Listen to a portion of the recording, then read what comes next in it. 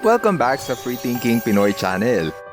Sa video ito, mapapanood nyo ang siyam na hayop na hinding-hindi nyo makikita sa zoo. Matutuklasan nyo kung bakit ang mga hayop na ito ay hindi kayang mabuhay sa pangangalaga ng mga tao. Una ay ang mountain gorilla. May 4 na subspecies ng gorilla. Nariyan ang lowland gorilla, cross river gorilla, at mountain gorilla. Lahat sila ay kayang mamuhay sa pangangalaga ng tao maliban sa isang subspecies, ang mountain gorilla. Ayon sa datos, meron na lamang 1,000 mountain gorilla sa gubat ng Africa. Matatagpuan ito sa kabundukan ng Uganda, Rwanda at Democratic Republic of Congo. Matatakaw ito dahil 6 na oras kada araw ang iginugugol nila para sa paghahanap ng pagkain.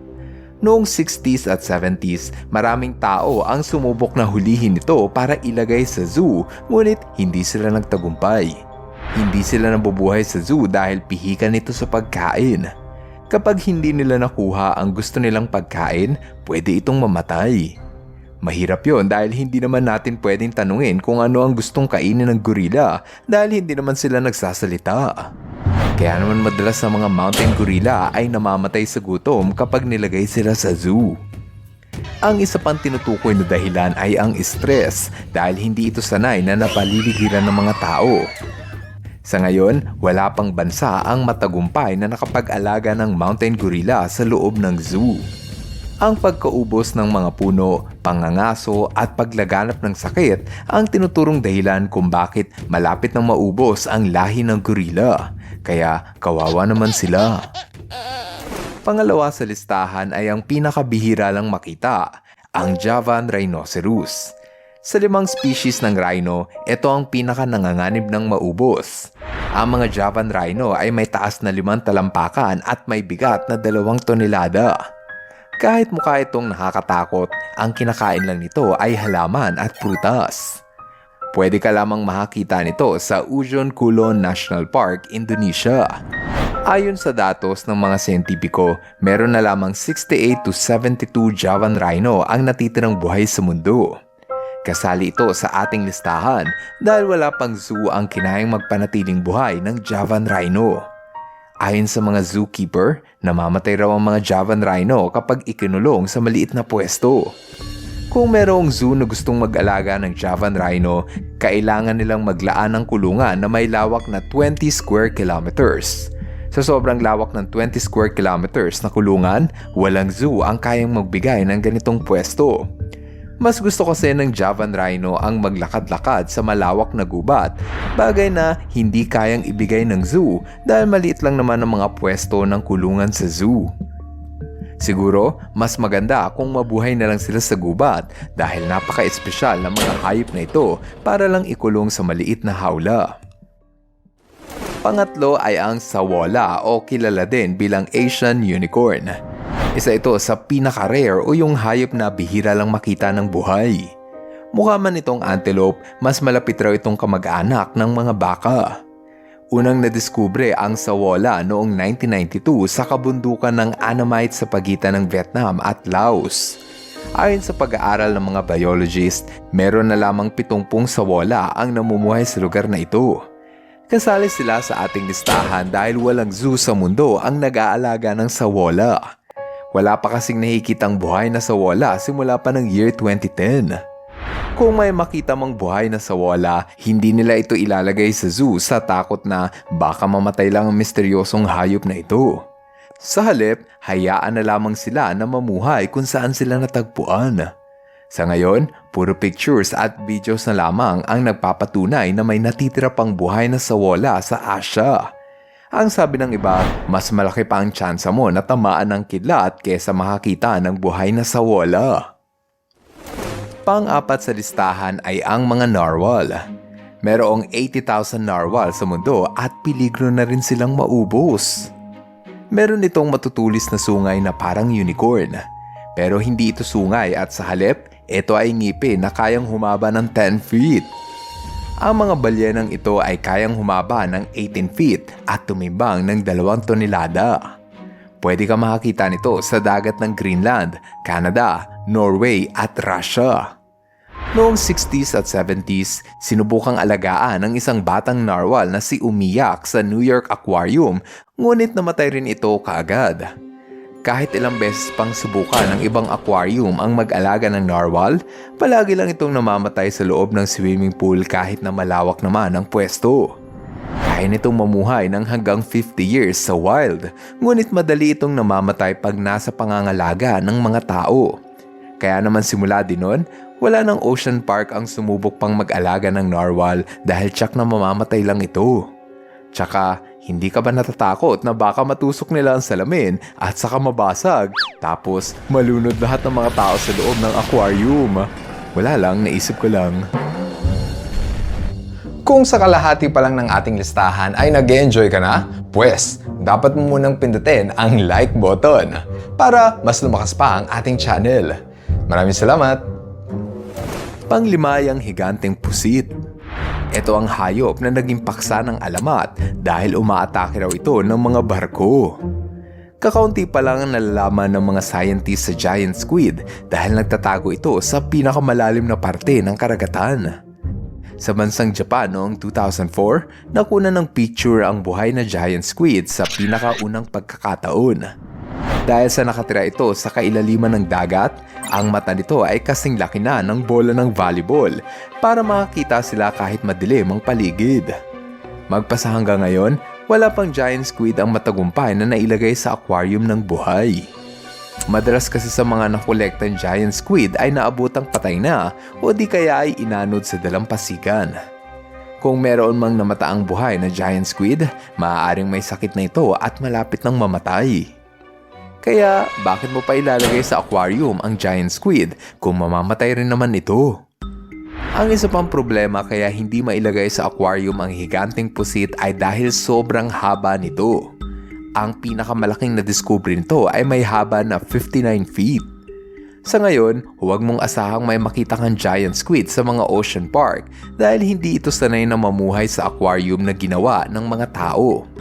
Siguro, kung meron mang giant squid sa aquarium, wala sigurong maglilinis ng kanilang aquarium. Lahat kasi sila ay takot at baka kainin sila ng higanteng pusit. Ang sumunod sa listahan ay ang blobfish. Tinawag itong blobfish dahil mukha itong malambot na naaagnas na isda. Kapag nakita mo ito sa ilalim ng dagat, mukha lang itong ordinaryong isda. Kapag dinala mo naman ito sa lupa, mukha silang nakasimangot na matanda. Kung gusto mong makakita ng blobfish, dapat ka muna makarating sa lalim na 3,000 feet. Sobrang lalim ng bahagi na ito, kaya sobrang lakas ng water pressure at pwedeng madurog ang sinumang lalangoy rito. Dahil dyan, ang mga blobfish ay nag-evolve ng may malambot na katawan na parang gelatin para hindi sila madurog sa bigat ng water pressure. Hanggang ngayon, pinag-aaralan ng mga scientists kung paano buhayin ng blobfish sa aquarium para naman makita sila ng mga tao ng face-to-face at hindi lang puro sa picture.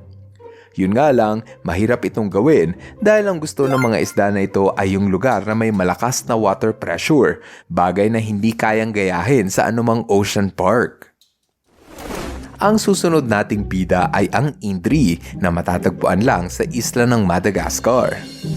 Isa ito sa pinakamalaking species ng lemur sa mundo na tumitimbang ng hanggang 9 na kilo. Namumuhay ito sa taas ng puno kung saan sila naghahanap ng makakain. Kaya nitong mabuhay ng 15 hanggang 18 years sa gubat, pero pag kinulong mo ito sa hawla, hindi ito tatagal ng 1 taon. Mabilis daw kasi itong ma-stress kapag maraming tao ang gumagambala sa kanila. Bukod pa riyan, mapili ito sa pagkain, kaya nahihirapan ng mga zookeeper na pumili ng ipapakain sa Indri. Meron itong pinipiling specific na pagkain kada oras. Naobserbahan din ng Indri na hindi ito nanganganak sa tuwing nasa pangangalaga sila ng mga tao. Sa ngayon, peligro ang mga Indri na tuluyan ng maubos dahil sa walang habas na pagkasira ng kanilang tahanan. Second to the last ay ang pink fairy armadillo. Ito ang pinakamaliit na uri ng armadillo. Ginagamit nila ang kanilang mahabang kuko para humukay ng lupa kung saan sila naninirahan. Dahil dyan, mahirap makahanap ng pink fairy armadillo dahil palagi itong nasa ilalim ng lupa nagtatago. Ang hayop na ito ay matatagpuan lamang sa kapatagan ng Argentina. Ito ay aktibo sa gabi, nakatago sa lupa, palaging nag-iisa at may haba lang na 6 na inches. Kasali sila sa ating listahan ng hayop na hindi mo makikita sa zoo dahil hindi naman ito nabubuhay ng matagal sa kulungan. Ang pinakamatagal na may nabuhay na pink fairy armadillo ay umabot lang ng 2 taon. Nai-stress kasi ang mga armadillo sa tuwing binabago ng mga tao ang kanilang tahanan kung saan sila nasanay ng mamuhay. Mahilig itong kumain ng insekto, ngunit kapag naaamoy ng armadillo na hinawakan ng tao ang kanilang pagkain, hindi na nila ito kakainin. Dahil dyan, nagdesisyon ng mga zoo sa buong mundo na huwag na lamang ikulong ang bulilit na ito dahil kawawa naman kung mamamatay lang sila sa kulungan. Ang last sa list ay ang swallow bird.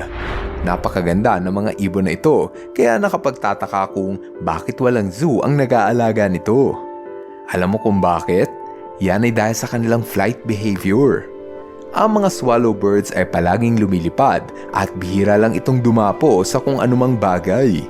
Kaya pa nga nitong lumipad nang walang tigil ng buong araw. Kung minsan, ang mga swallow birds ay kayang lumipad ng 6,000 milya sa loob ng 1 buwan nang hindi man lang humihinto. Dahil sa ganitong pag-uugali ng ibon, hindi ito pwedeng ikulong sa hawla dahil may stress ito kapag hindi sila nakakalipad ng malayo. Ang isa pang dahilan ay dahil sa ang mga swallow birds ay may kakaibang paraan ng pagkain ng insekto. Humuhuli ito ng insekto habang lumilipad. Kumbaga, sinasakmal nila ang insekto habang nasa himpapawid. Kaya naman kung aalagaan mo sa zoo ang mga ibon na ito, kailangan mo magpakawala ng libo-libong insekto kada araw para lang mapakain ang ibon na ito.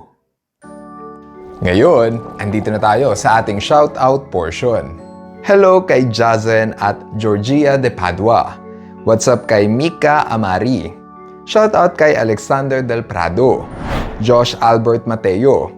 Kian Zayden C. Albia. Walter Krail Rial. Hello rin kay Zane Justin.